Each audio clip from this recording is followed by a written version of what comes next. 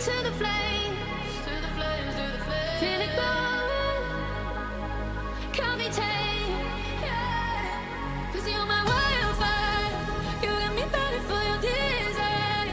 We keep on going to the daylight. 'Cause you're my wildfire, 'cause you're my wildfire, you got me burning for your desire. We keep on going to the daylight. Keep it coming, yo.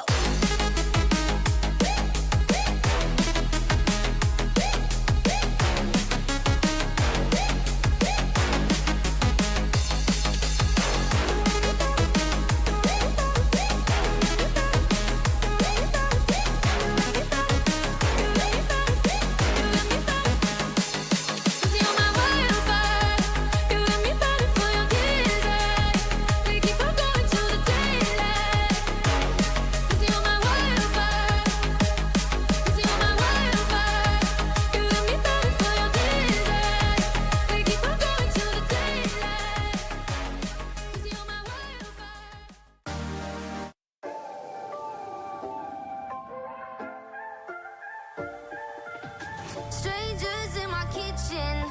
Told myself never again, I guess I didn't listen. Last night on a mission. Now I'm tripping in the mirror, got me seeing double vision. Don't pick up my phone. Mama tells me no. I go round and round and round. Funny how the truth comes out. Everybody's pretty when the lights go down. Let me blow the speakers out. This is my religion, seeing double vision now. Funny how the truth comes out. Everybody's pretty when the lights go down. Let me blow the speakers out. This is my religion, seeing double vision. Seeing double vision now. Let me know how the new microphone sounds. I got a new mic, so let me know how that sounds in the chat. Let me know. I don't see myself, not me, who's she? I'm just trying to be who I wanna be. Step into the rave, yeah, enjoy the company. Pick up my phone. Mama tells me no. I go round and round and round. Funny how the truth comes out. Everybody's pretty when the lights go down. Let me blow the speakers out. This is my religion, seeing double vision now. Funny how the truth comes out. Everybody's pretty when the lights go down. Let me blow the speakers out. This is my religion, seeing double vision now. Seeing double vision now.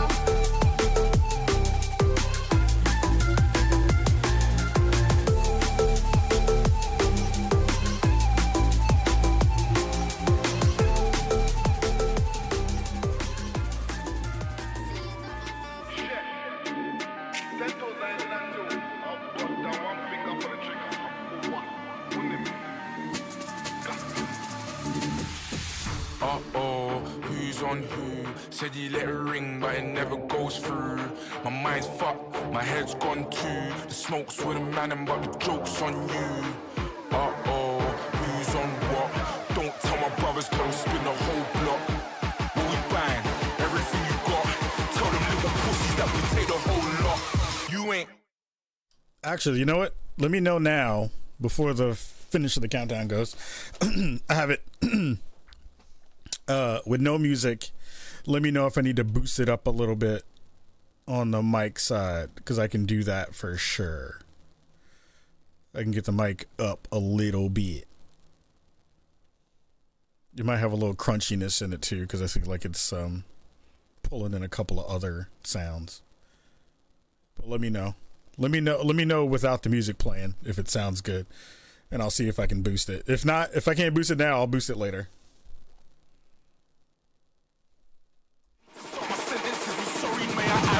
You ain't got no backbone.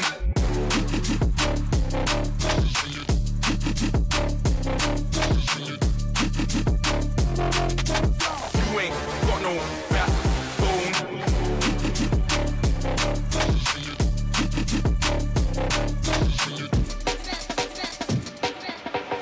Uh-oh, hands on grease. Said you got the mash, but you never let it squeeze. My head's hot, my wrist on freeze. I keep a little satin for you pussy MCs. Uh-oh, who's on what? Don't tell my brothers, cause I'll spin the whole block. What we buying? Everything you got. Tell them little pussies that we take the whole lot. You ain't got no backbone.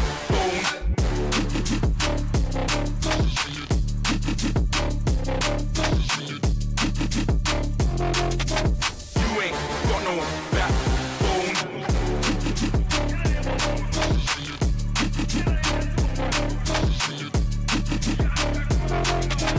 Do me something then, do me something if you lit. Yo, shout out to Arctic for having his audio at 40%. Jesus. Anyway, we're about to get into some Spawn on Me and have some fun today. Thank you everybody for coming through. Let's get it going and let's do a gosh darn podcast.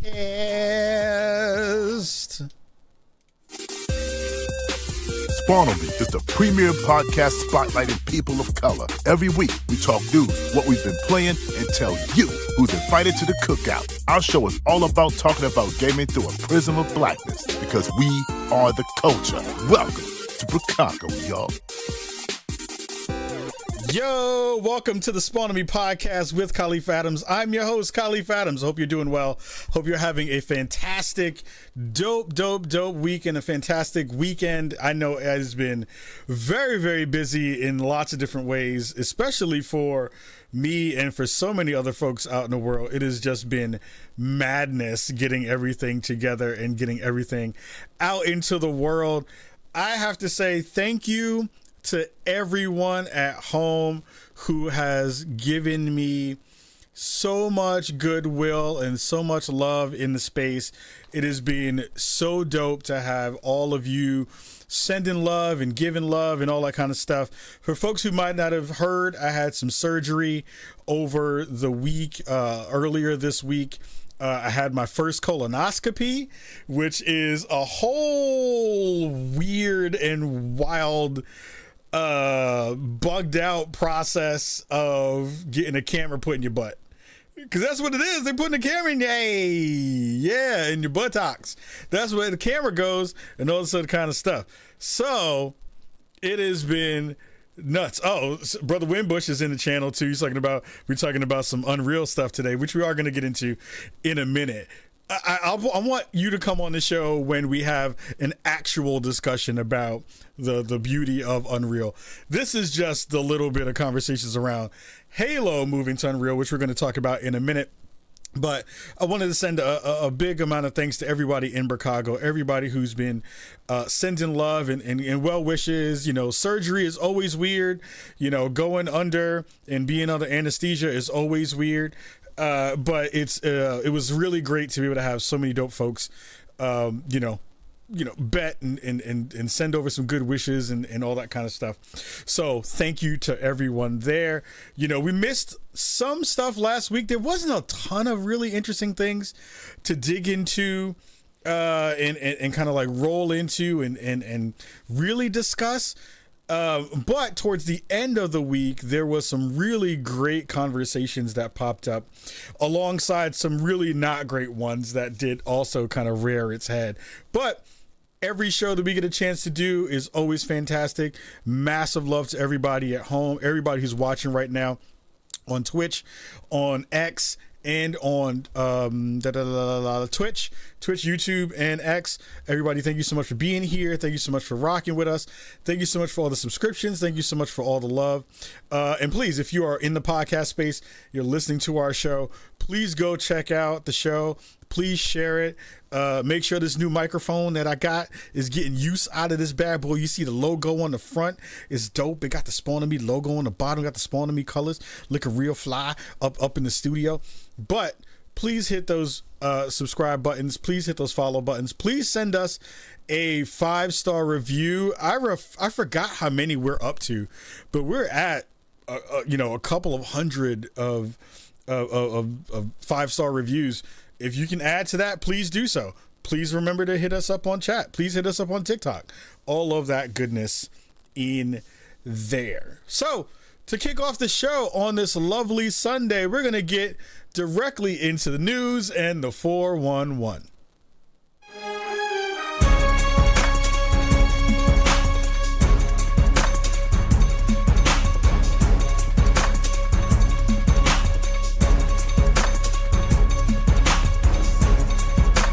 So, first up on the 411 is Halo Studios, formerly 343 Studios, is going through some pretty big and interesting changes. They are moving out of their proprietary software and engine, and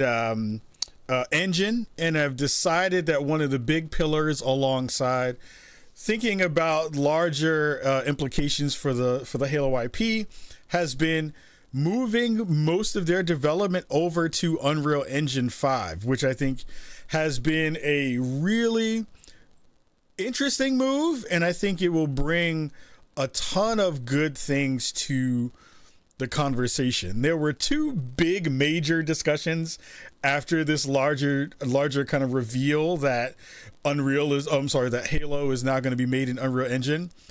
It brought out some of the worst, most ignorant and racist conversations that I've seen in a long time.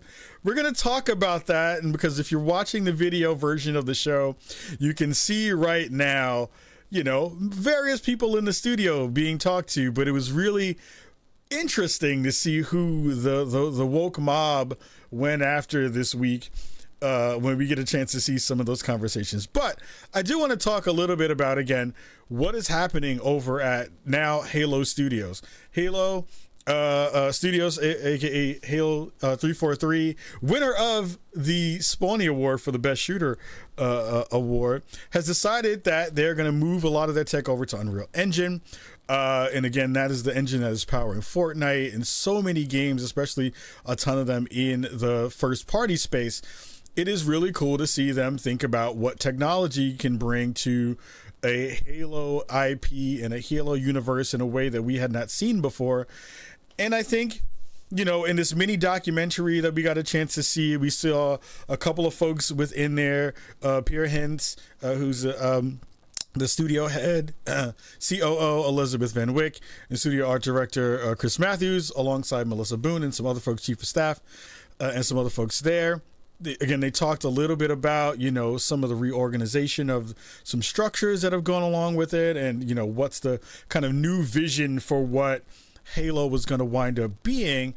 And I think, for a studio that has been going through some issues, and a studio who has been trying to figure out the best route for success, I think a new engine is one piece of a much larger discussion about the future of Halo. I think Halo in general has made a pretty decent comeback from a not great kind of initial launch with Infinite. There were a bunch of half steps there. There were a bunch of delays. There were a lot of things that were in that larger discussion that wind up kind of seeing itself into the forefront. And they went through their bumps in the road. I think Halo right now is in a much, much better spot now in terms of, being able to implement really smart game changes, having their player base really be excited about what the game can be, and all the things that are, surrounding what was a rocky start for the next generation of Halo. I think what we've seen now is not only a recommitment with, the studio tripling down on what they're looking to do, but also from an overarching perspective and a kind of the umbrella perspective, they are thinking really hard about how to not only broaden out the IP and give more experiences to Halo players, but how they're thinking about the future of their studio. They had some rockiness in their studio as well. There were a bunch of layoffs that happened in a really short amount of time. And now I think they're trying to really figure out the best ways to reinvent something that I think a lot of players have a real big affinity for, but they also have this tie to it in a way that is, also a little bit old, right? I think we all, when we get a chance to play games that we've been playing for a long time and have built affinity, and you build these relationships with these worlds and you build relationships with these characters, you kind of put them in amber, and you don't really do anything new with them in ways in your own mind of like, you can't really see how far in the future those characters can go and how big those conversations can go, and how many different directions we've seen. The biggest direction that we've seen out of Halo, outside of the normal kind of first person shooter space, has been the Halo Wars, and that had some success, and I think people really liked it who are very, very much in that niche space for it.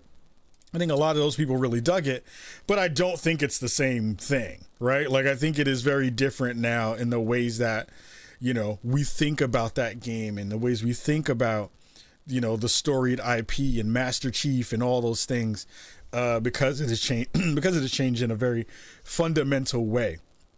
What the new technology affords them is the ability to grow in a different space. It gives them another way to info share across different studios, and also get a lot of help from, the folks over at Unreal, who are the masters of their own engine.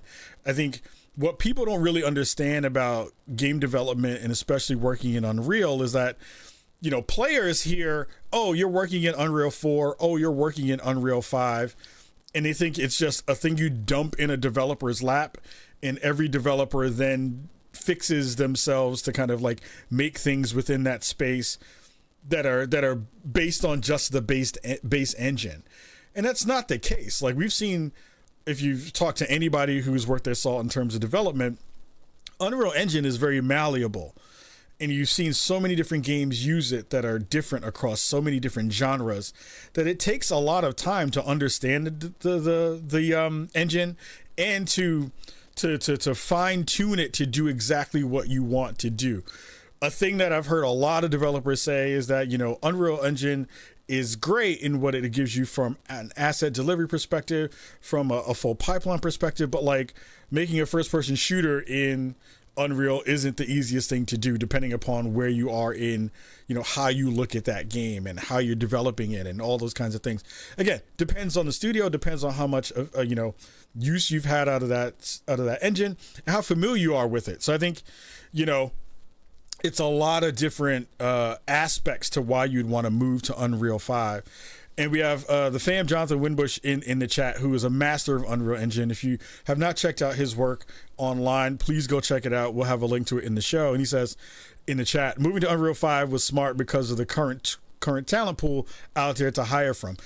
Exactly. Like, when you move, a technology over to a more kind of adopted, kind of industry-wide engine, that just gives you so many more people to be able to pull in and say, oh, we can, you're already familiar with this. You already worked at this on another studio. You can help our team get smarter.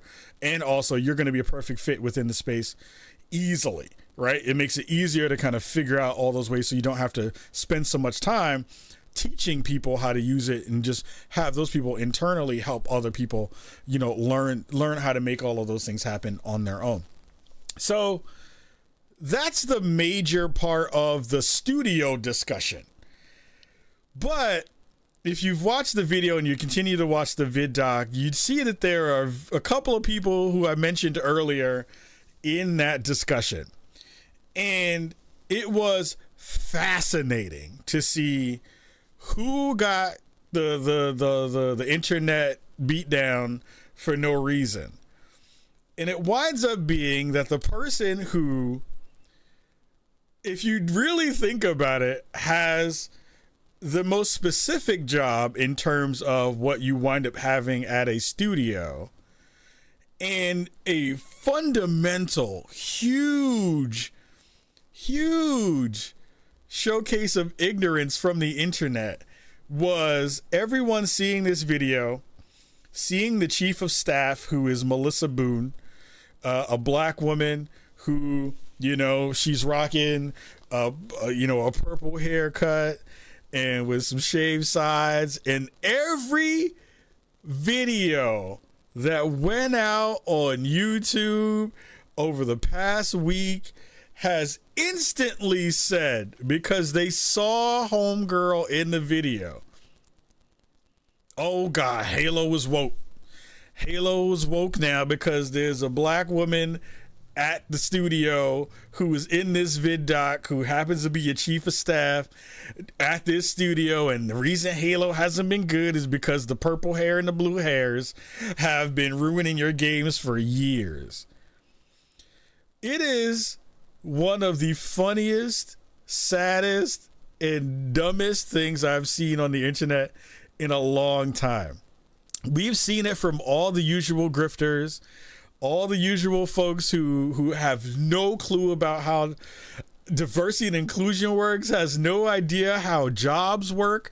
I have seen over the past 72 hours since this video has gone live, every red string theory and conspiracy theorist, every tinfoil hat person who has all the smoke for the discussion for what this is going to wind up being, and have literally no idea how any of it works. I've seen people talk about, because Melissa Boone was a researcher, that she shouldn't have a job at a video game studio. I've seen people talk about the fact that she's done behavioral sciences, that how does that tie to video game work?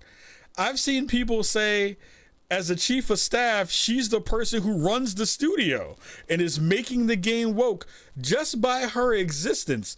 Mind you, it would be interesting, and if in that video they were talked to some of the diversity and inclusion programs that have been at Halo Studios over the years, which I think is good and fascinating. Like, I think they've done a really good job of diversifying that studio in a ton of ways. The thing that is also really interesting about who gets picked and who gets tapped is, if you watch this video, which is about 12 minutes long, it is 99.9% white people shown in this video. There are 2 black people, 2 brown people in this entire video for almost 13 minutes. And the only reason Halo Studios is woke is because of those 2 black people and those 2 brown people. It is amazingly racist to see so many people figure and connect these dots in the dumbest ways that I've seen in a long time. I have seen every discussion around this thing mention, we got this person who, tried to make diversity and inclusion a thing at another job. Or, she studied LGBTQIA stuff at some other point in her life, and magically that means that the game is going to call you a white supremacist as soon as you load up the game. Master Chief is going to hit you with a sticky grenade that's going to make you woke. It's going to make you listen to Bob Marley videos and Bob Marley songs. Like, everything that you can think of that is so stupid has come to fruition again, based around understanding or misunderstanding of how video games are made, and an understanding that, like, black people exist at places. A chief of staff is a chief of staff. A chief of staff is in the executive layer of most companies, right? They are usually the folks that are helping the CEO. They are helping in terms of the management process. They are helping in terms of, making sure that all the components of a studio run properly, right? And that is a huge undertaking for anyone to do. Melissa Boone, I will preface this and say this out loud. Melissa Boone, I know Melissa personally. We've met at multiple conferences. In fact, she is one of the first people to give me one of my first hosting jobs in the video game industry. We did a lot of work at Black in Gaming in that space and at Big. So, like, when I saw all this stuff pop off and I was like, all these people are talking all this crap against Melissa, I was like, y'all don't even know Melissa. Like, there's no way you can even know Melissa to know how dope she is and to understand how hard she's been working for so long. Do you know how hard it is to stick at a studio for a decade? It is not easy to be at a space where people then want to pluck this information and be like, oh, well, you're a diversity hire. Melissa has been at Xbox for a decade. She has outlasted most of the studios who have been under the Xbox umbrella. Like, it is wild to hear people jump the shark and immediately go to the racist dog whistles, which are all of these memifications of her face, and now all of these like fat black cartoons that people have made when she's not fat at all. Like to again, to like take your image and to desecrate it in the ways that people try to do to try to make a point about wokeness or anti-wokeness. And I've seen so many of the usual grifters jump into this conversation because we know that they will. And we know that they are the dumbest people on the planet. Like, I have not seen this amount of stupidity in one space all at the same time with absolutely no understanding about how any of it works. I know you don't want to mess up your algorithms on your social media platforms. I know you don't want to mess up your YouTube algorithms and all that kind of stuff, but I employ people. Look at some of these videos. Like, what? Go in an incognito video, a window, and look at it, because the way that these people think is just like, oh, it is very dog whistle. It is like, oh, that person's brown. There's got to be DEI.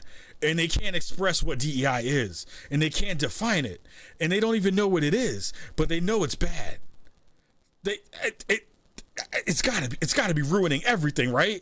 Because this person at some point decided to do a thing that would exactly work in the ways that I think about game development, because I only think game developers are coders, and I only think that people who work at studios are people who make code, because I'm an idiot and I'm stupid.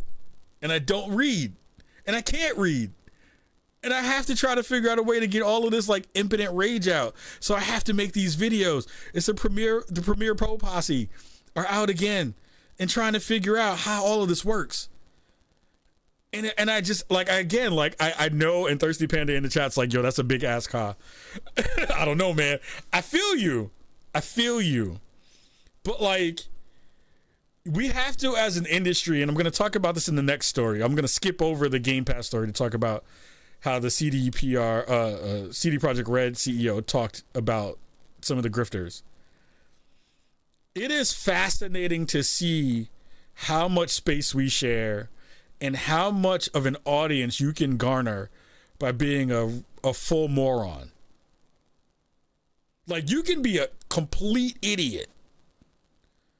You can be a complete moron, have no clue about anything, and people will follow you, and people will give you money, and people will bring an audience to you, and you will garner an audience of other stupid people.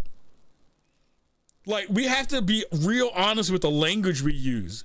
And the way that we do this is really important, because if you look at the way that these discussions happen, and maybe I should save this for the next story, but I do want to lean it into this part, is the language that so many of these gamers use as proxies for a much bigger audience, as proxies for a much larger conversation that is supposedly oppressed. Because the way that all of these folks talk, like, look at the language whenever you see any of these videos. CEO attacks gamers. Developer attacks gamers. Woke DEI people attack gamers by being brown and living. It's always this, the industry and the man is coming to attack me, when video gamers are some of the most privileged people on the planet. We are such a privileged group as a whole that if you are a person who feels like the people who are making the games for you are oppressing you and attacking you, you have no real world experience about what oppression is. You have no real world experience about what actual strife is. If this is the thing that is griping at you so much that you have to go home boot up Premiere Pro, get all of the equipment to make it look nice, and make a crap ass video for 15 minutes about a thing that you have no understanding of because it makes money. It is amazing how stupid these people are. Like idiotic, like dumb, real stupid. Like I just saw one on the way in prepping in for the video today, into the show today, and I was like, oh wow, you have a job somewhere. Like somebody pays you a salary. Like someone has to give you an evaluation at the end of the year and not tell you that you're a freaking idiot. Like it's wild that people are in this space and have husbands and wives and children and other people who love them. I wonder if most of the people who are in this space are loved out of pity. Like it could have been a pity screw where you got something, somebody was drunk, somebody wasn't paying attention, and then you started to open your mouth and they were just stuck because they were like, oh, I guess I'll stay with you. Damn, it's wild how stupid people are out here. But I would say shout out to Melissa Boone. I think Halo is doing something really interesting. I would love to go to the studio and talk to them. I would also love to have Melissa on the show. You know, we've had Melissa on way back in the day, a long time ago, if I'm not mistaken. And Melissa is one of the sweetest people on the planet. Like Melissa is like a beautiful human being who wouldn't hurt a fly, and like has done the work of building that studio up into a really good and respectable space, and continues to help make that place really dope in all the work that she does, not only at you know Halo Studios, but like in all the work that she's done over the years that I've gotten a chance to know that she's been working on. She is a brilliant person, like has done the work to be in the space that she's in, and we don't have to clarify that in those ways to kind of like push back against the like diversity hire thing, because that's also stupid. But like it is very telling of all the people who got picked to be the people who are making the series woke, and who are ruining Halo. It's the black person. There are multiple people in that video. You telling me none of the men in that store, in that thing, care about diversity and inclusion? Are you going to tell me that none of the people who are in that studio, any of the people in there who care about diversifying the dev experience for most studios? I think most people who are in that video probably care about it, and they probably rocked with it. Otherwise, they would have left. Yes, the video game industry is full of people getting laid off, and job security is not real anymore, and all of those things.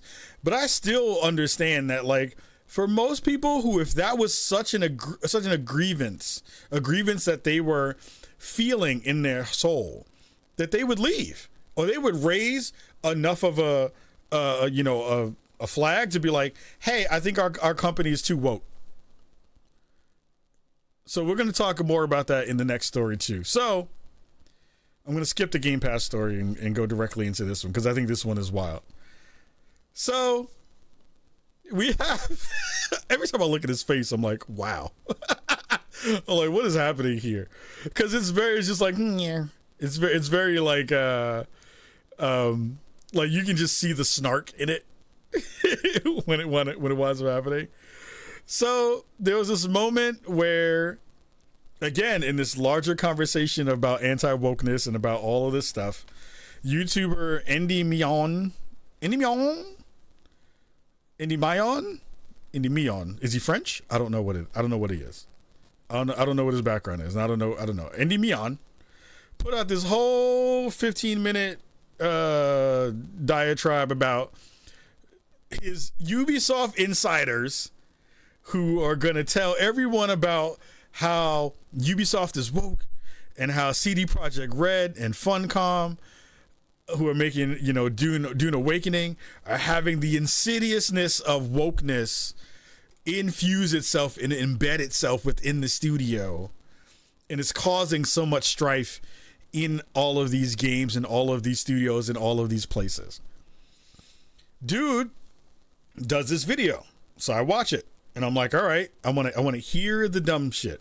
Like, I want to hear all the silliness that you're going to wind up saying in this unreasonable video. Because again, if you've watched most of his stuff, if you watch any of his stuff, it's all grifter material. It's all, everything is woke, everything is bad. All the game studios are bad. All the people who you think are making games are against you. XYZ. Right?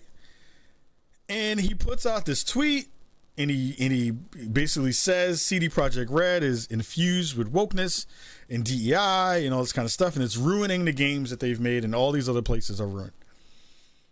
So you watch the video, and again, he can't define wokeness. He can't define what's wrong with diversity and inclusion. He really doesn't even understand what DEI is. Neither does his sources that he pulled up from Magic. Neither does he talk about any of the political leanings of any of his sources, which it sounds like there were two.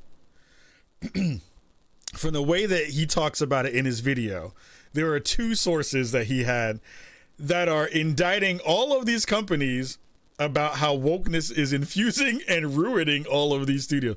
The person supposedly worked at Ubisoft, which is a multi-country company that works in so many different places around the world and has multiple studios. And I think it does this audience a disservice by not disclosing, at least, like, again, if you have sources, most people don't want to give up their sources, right? Because most people are, if you're saying a thing anonymously, you don't want people to know who you are for various reasons. Fine, I don't mind that. But at least what you can do is be like, look, oh, well, this person who is leaning this way, who feels this way, said these things to me. And then that gives me a good reason to be able to understand, like, okay, well, maybe I should take this person's word and feel like they have some leg to stand on. The idea, and this is also a running narrative of anti-wokeness, is that everyone is so afraid who works at these places of being blackballed for saying a thing out loud and doing this stuff. I have worked at one of the most woke companies in the planet. I worked at Riot Games in their DEI department. I worked in that space. I was one of the people who was the buffer between the workforce and the C-suite. There were a ton of people who were conservative in Riot who said a bunch of stuff that if you were liberal, more liberal leaning, yeah, you'd be like, I don't really rock with that. Is it a thing where you would go and spend effort and time to be like, I can't have them work here? No, that's not a thing. That's not a thing that happens in most places. Unless you say something while inappropriate. And even then, that goes up through all the channels of HR. That goes up through a lot of different levels of management. That goes through a lot of discussion. And to be fair, the heads of Riot at the time leaned into more anti-woke stuff than that. Like, they were not the most woke people as CEOs when all of that stuff was happening. At least in the time that I was there, which was a couple years ago. So it makes me laugh to have this one person who is a YouTuber who has, 200,000 people, and have him be the person to deliver all of these messages about how insidious all of this stuff is, with his own agenda at the forefront, right? Like, he can try to play this as a middle of the road conversation and be like, well, this person came to me and I just wanted to help educate players about what this stuff is. But it's always a case of like, yeah, we know how humans work. If you find someone who's like-minded and you have a platform for a discussion that you want to have, you will absolutely have those people on your platform. I am not, different in that way either. I would much rather have people who prefer to talk about the benefits of diversity and inclusion, because I think the other end of that conversation is bad and stupid. And to be honest, it's a lot of racism in it. So I understand why you would say that, but like, cop to it. You have an audience that cares enough to watch your stuff. You have an audience that fairly much, that for the most part, believes in the same things that you believe. So to a certain extent, you trying to play down the middle doesn't do anyone any justice. It doesn't do anything for anyone in that conversation. So he did this whole video, put out all this stuff, made all these claims, and then the CEO of CD Projekt Red, Mikhail Nowakowski, said this on Twitter the other day. Seems like we live in times where anyone can record complete nonsense and make a story out of it. CDPR talent leaving, which is one of the claims that Eddie made, was that people were leaving because of the wokeness that was in CDPR. We have the lowest rotation of people in recent years. DEI-driven recruitment? ? We hire based on merit and talent alone, just as we make games driven by artistic vision alone. Why did we choose UE? Because it enables us to work on our games more efficiently and we remain cutting edge technology wise. The Witcher 3's director left? Well, yeah, more than 2 years ago. Now we can stop looking for conspiracy theories and go back to making cool stuff. I want to give Mikhail Nowakowski the biggest props on the planet for saying the thing out loud. Thank you, Michael. I apologize if I'm saying your first name improperly, for saying the thing out loud that everyone has been discussing. The most interesting part about all of the stuff that was in that video was that, one, again, it shows how badly people understand how game development works. Because he had a lot of stuff that he said in that video that I was like, this is all stuff that anyone in the video game industry who has been woke has been saying for the past 5 to 7 years. Games are too expensive. Turnover is high. Working conditions aren't that great. Again, these are coming from his sources that he is then filtering back out for his audience to be able to understand. So none of that stuff is new. The wokeness bits that he came into are all wrong. He then tried to go back into, his Twitter feed and defend himself because he got smacked on him. He got dunked on by the CEO of the company that he was talking crap about. And he was like, well, look, it's on your website, all of this DEI stuff. You already said it. It's here. All the stuff that you did from a diversity and inclusion stuff, you have DEI in your company. And I don't like it. Look at your own website, CDPR. Wah. It's like the biggest piss and doo-doo fit I've seen online in a long time. Now, mind you, CDPR absolutely does have a diversity and inclusion program in their company. The thing that I find interesting about that is, again, you don't understand what DEI is for. Diversity and inclusion is not just around brown people. Diversity and inclusion is not just around wokeness. Diversity and inclusion is about leveling the playing field for groups that have usually been left out of a conversation. Who are those folks? Brown people, people of color, folks from marginalized communities. The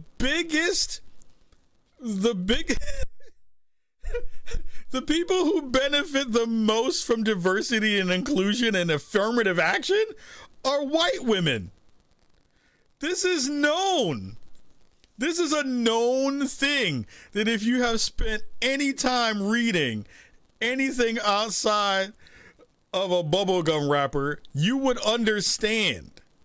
But these people are so dumb that they don't understand even what they're fighting against. Because if you think about what that means, okay, fine. Eddie Miyame has said, yo, I don't like DEI. I think it's bad. It's a bad work practice. We want meritocracy in all of these spaces. But CDPR is saying, look, we have these programs for people who we want to level up the playing field. We want to make sure that more women are engaged in the development process. So we have these programs that are for them. So being against that is being anti-woman, which most of these woke people are against. They're against women anyway. So they already raised that flag multiple times and they're just showing their ass to be like, yeah, I hate women again. Now with Halo, I hate black women again. Oh, all these. Oh, I know. I like women, but you got to look like a size 2 with big boobies. If you're not Sydney Sweeney, sorry. There's no other woman besides her. She's the only woman who fits anymore. Shout out to Sydney Sweeney. But like, this is what we're dealing with in terms of the stupidity. So they ran through this whole thing. So like, okay, they have that program. That's good. Right? But that's bad for them because it's an anti-woman thing, because that's who it benefits. It sure as hell don't benefit people of color. Them cats is in Poland. They were like, oh, so Kingdom Deliverance, the studio Warhorse Studios, which again, people got really excited for them because they had their anti-woke statement some years ago. And that then became the lightning rod for a lot of these people who were like, oh, we need studios who are conservative, who stick up for us as the gamer. And they were like, oh, well, people are leaving CD Projekt Red to go to Warhorse. Yeah, stupid, because they're geographically really, really close. You dummies. Like, it's the dumbest thing on the planet. Like, people of color make up like less than 5% of the entire country in Poland. I have an expectation for there to be a mostly white staff in those places. It just geographically makes sense. So for me, that's not a place that I would specifically look to be like, oh, well, I expect them to run a campaign that's going to be like, well, let's bring all the brown people here. Because that means you got to get them work visas, you got to do all that stuff, right? That's expensive, it's difficult, it's a lot of stuff. So, and I have no problem with that. If they do that, that's great. But also, they're trying to get more women into the development pipeline by giving them scholarships for that stuff. I saw somebody say the other day, they said, well, look at CD Projekt Red giving developer jobs to people. Just because you got a scholarship doesn't mean you get the job. And even that, they're like, oh, well, look, men can't apply for this scholarship. It's not for you. It doesn't serve the purpose of the scholarship to make it all inclusive if it's not for them, because they already getting the jobs. They already have the spots.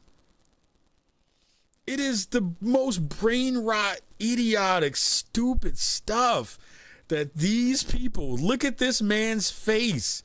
Does this man understand how women work? No. Does he understand diversity and inclusion? No. There's no way he understands any of this in any other way besides pooping in a pamper and being a grifter. And he's just one of many who continue to do this work and continue to do all that stuff. It's the same playbook over and over and over again. We don't understand things, so we have to make fun of it. We don't understand things, so we have to crap on it. We have an understanding of what we don't like, but can't articulate what we do want, because the things that we do want aren't in the realm of reality. These people are not living on the same timeline that we are on. We are on whatever Earth where Groot is at, and they are all the way with Bizarro Blade somewhere else, being mad that they're there with a planet with a black dude on it. It is fascinating to see how stupid these people are. And these are the things, and again, like, as a person who works in the game development process, the thing that we are always trying to figure out is like, yo, how do we tell people that this thing is for them? But if they continue to reject things just off of the visual component and makeup of a studio, then what they're asking for is in all studios to just be white people. Because that's what they're asking for. And then and even so, it's like, oh, well, if the white person has blue hair, then they're woke. Oh, man. Jesus. They didn't say that when they were talking about Ninja for all these years. He the most blue hair motherfucker on the planet. And ain't nobody call him woke. Nobody called Ninja woke yet. Been blue haired for the past decade. Nobody said a goddamn thing. So we gotta dig a little deeper, y'all, and be like, yo, you gotta just push this stuff out of bounds, off rip, and be like, yo, just say you don't like niggas. That's it. Just say it. Just say it. Just say it. That's all you gotta do. Just make it easy for everybody in general. You hate women, you hate Negroes, all the stuff. Just say it. It makes it easy for everybody involved. Because then we could just laugh at you and be like, oh, you're an idiot. Again. So, thank you to Michael, for stepping out, saying the thing out loud, and being really demonstrative in it. I think one of the things that we wind up seeing out here is that, look, everyone has a space where they can kind of, dip and dodge through some of those conversations, because again, it depends on who you are, depends on, what status you may have. Like, I don't expect a person like, the chief of staff at Halo Studios to come out and have a statement like that defending themselves, because they don't have to. They know their worth. They know what they've been doing. They know that the work that they've been doing has been sound for God knows how long. But these people who are driving a fair amount of internet conversation are dangerous people.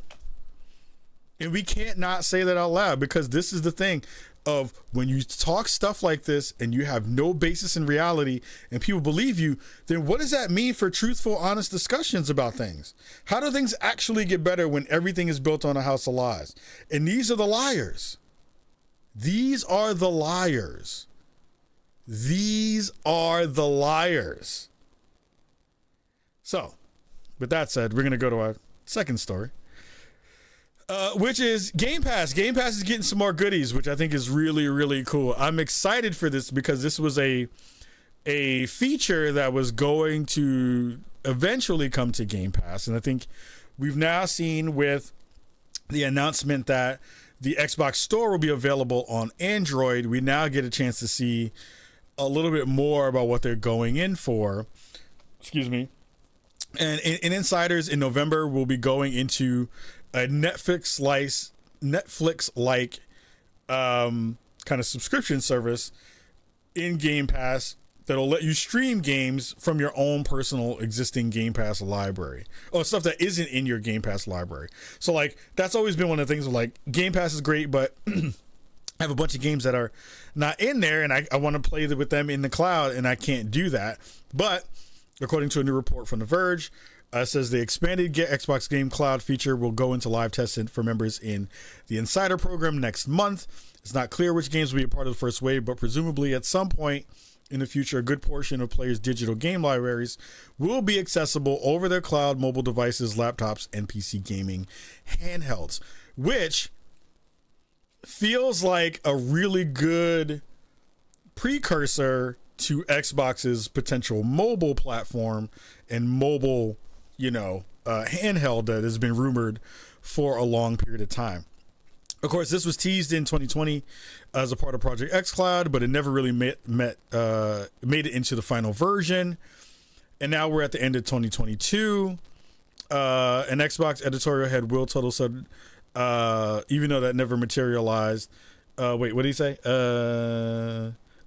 He said that a part of the original conversation was like select games they already own or purchase outside of Game Pass library would hopefully be something that you'd be able to stream at some point.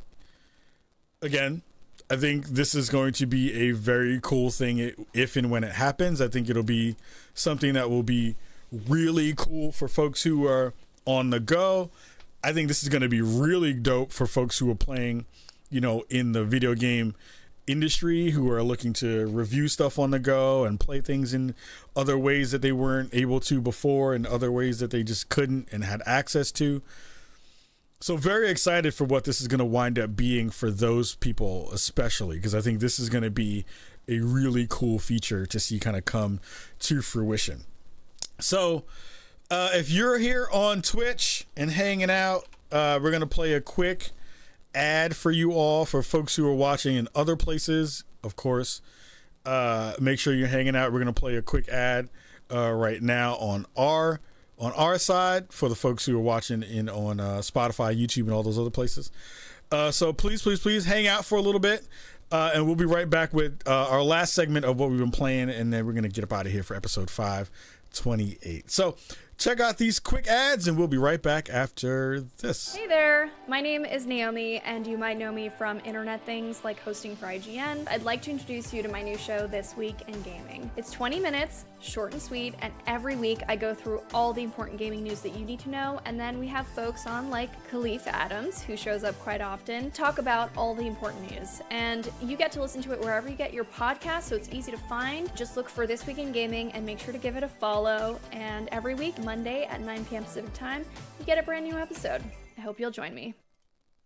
/Spawn on Me BLD, and it will get you set up right. Much love and peace.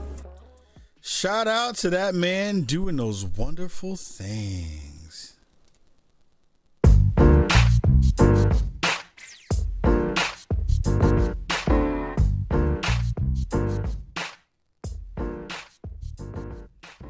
Yo, thank you so much for being here and listening to the Spawn on Me podcast. This is episode 528 of our show. If you missed our first half of the show, you missed the conversation around Grifters grifting, Halo moving on into Unreal Engine 5, and Gamepass also moving into some other really interesting and fun new ways for you to play. What we've been playing, I've been playing a ton of Vessel of Hatred in Diablo. Diablo right now is feeling really good. The Stormborn, character and class that I've been playing has been Spiritborn class that I've been playing has been really, really fun. It has been one of the biggest changes that I've seen in Diablo in a long period of time. And I really do think of all the classes that they have added to the lore in that space, this is by far my favorite. The stuff that you can do as the Spiritborn in Diablo is, I think, transcendent in the way that they have thought about it. Like, you can tell that the way that they have thought about ability synergy, the way they've thought about lore, the way they've thought about connecting that to other classes and the ways that they would work together when you have them all in a party. Like, Spiritborn is my favorite thing. It's my jam right now. So you have 3 different parts of this class. You have and it's all based on kind of animal spirits, if you want to call it that. There's the gorilla spirit, which is more defensive. There's the scorpion one, which is more around damage over time and poisoning. And then you have the eagle, or I believe it's the eagle, which is more about mobility and kind of locking down areas of effect. And then you have the jaguar, which is all about just quick melee, moving from place to place on the map. And I'm running a kind of like wild hybrid. So I have a little bit of jaguar in there. I have a little bit of scorpion. Gorilla is like my kind of main driver in terms of keeping me safe in fights. And then, eagle's like, all right, I want to be able to move around the space fast and get through a lot of things quickly. And each one of those pieces feels really smartly done. Like, the moves look real dope.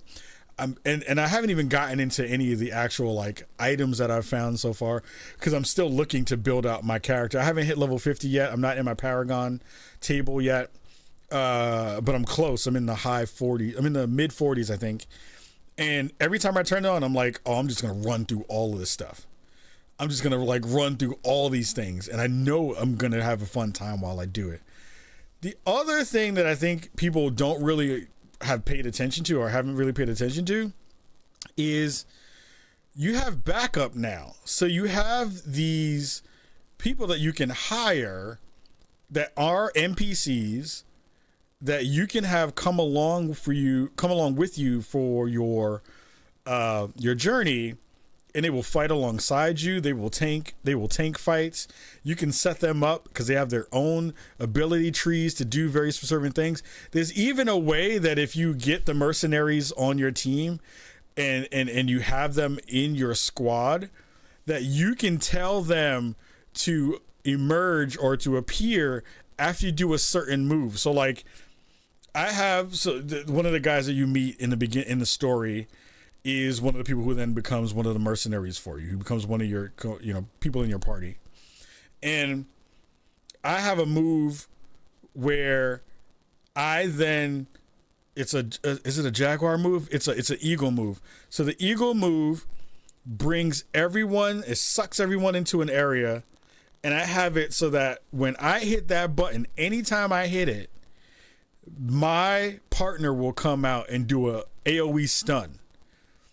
I can then double stun them with another move everybody and fear them, use jaguar stuff to then get all my kills in, rinse, repeat, and it just feels like a dance. It feels like those fantastic moments when you were playing Batman Arkham Asylum and everything was just kind of like moving and you were just fluid. It was like, you were in this zen state where everything was just kind of going and proccing and all your damage was hitting and all these things were going. It's like the best parts of what makes Diablo is that dance that you wind up having when you wind up playing a character like this.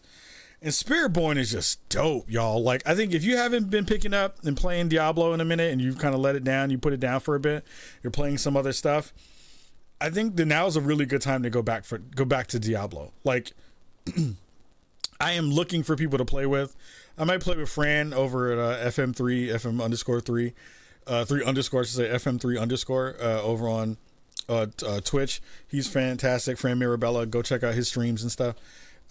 He's my late night, let me watch him play Diablo person. And I'm like, man, I'm just looking for more people to play this thing with because it is very, very good. It is extremely fun in the ways that it plays and the ways that it feels. So I would say definitely go check that out. Go look into what the lore is, because the lore is really good too. I have been like, oh man, like some of the characters that you wind up having seen at the end of the Lilith story come back, and they're really like a major part of this discussion and this story and this part of the campaign, and everyone can get it. I think that's the thing. That I found that is the most cool part, is like people who you think are safe are not safe. And that's kind of cool to see in a Diablo story in the ways that this game has kind of laid itself out. So I'm like, man, there's a lot of good stuff in there. Symphonic says he's definitely enjoying Spiritborn as well as the new chapter story. D2 Easter eggs going crazy. Yes, there's like a ton of D2 stuff in there that if you're not paying attention that you didn't get a chance to see. It's like a lot of stuff in there. And there's a lot of discussions too within the character story and the campaign around just like what happens when you get power and you didn't have power before, and how power corrupts people and all that kind of stuff. So it is a really fantastic time in terms of Diablo. Definitely go check that bad boy out. Go download that. Go cop it if you have a chance to play it. And I would say please go do that. Lastly, I've been playing some Undisputed, the new boxing game.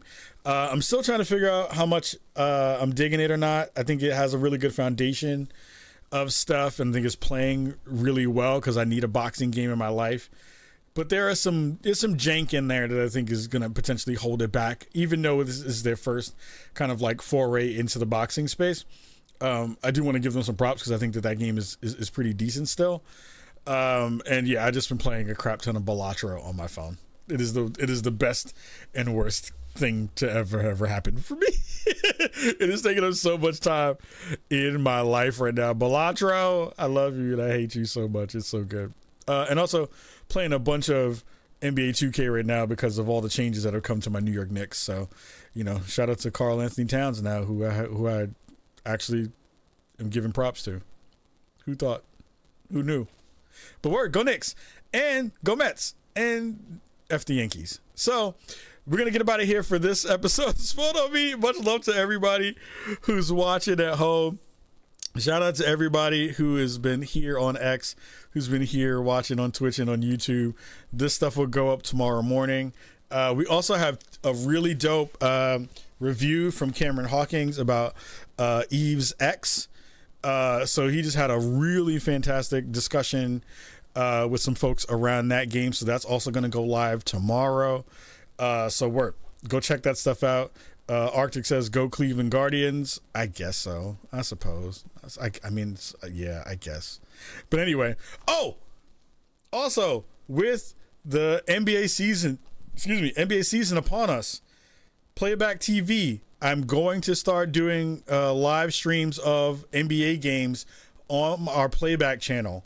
Playback.tv/spawn on me, I believe, is the link that you need. Please go check out that stuff. I'm starting to get some graphics and stuff together for those things to make those streams really hot and dope. But yeah, we're going to be doing some NBA streams. You won't need League Pass to watch it. You can just watch it directly with me while I'm playing the games over there on that side of the fence. So make sure you're doing that. If you're a big sports fan, we got some sports stuff coming to you too from some Spawn on Me and all that goodness stuff. So mad love to you all. Have a wonderful rest of your Sunday. Again, thank you all for the kind words after my surgery. Appreciate it a ton. I'm also, excuse me, I also may have a announcement about Spawnies and maybe doing some fundraising for Spawnies, because we're getting into the part of the year where sponsorships haven't been coming in, so we're thinking about crowdfunding some of the Spawnies this year. So that'll be a conversation for next week. I'll also be gone next week at an event down in LA. More details about that, so the show will be a little bit late in the week coming next week. So work good stuff all the way around, and again, always thank you all for coming through and hanging out and rocking with your boy and spending time with me here on Spawn on Me. Much love to all of you at home. Have a wonderful week. Have a fantastic, awesome weekend, and I really do hope that you pay attention to all the stuff that's happening. Go out and vote. Please go figure that thing out wherever you may be. Vote early. All of those things are real in the world. And please be kind to each other, take care of each other, and find some good ways to rock with dope people who actually care about you in the world. So until next week, much love. Peace.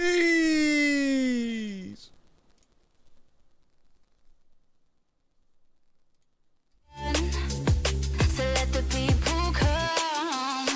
Night comes, I don't know its destination.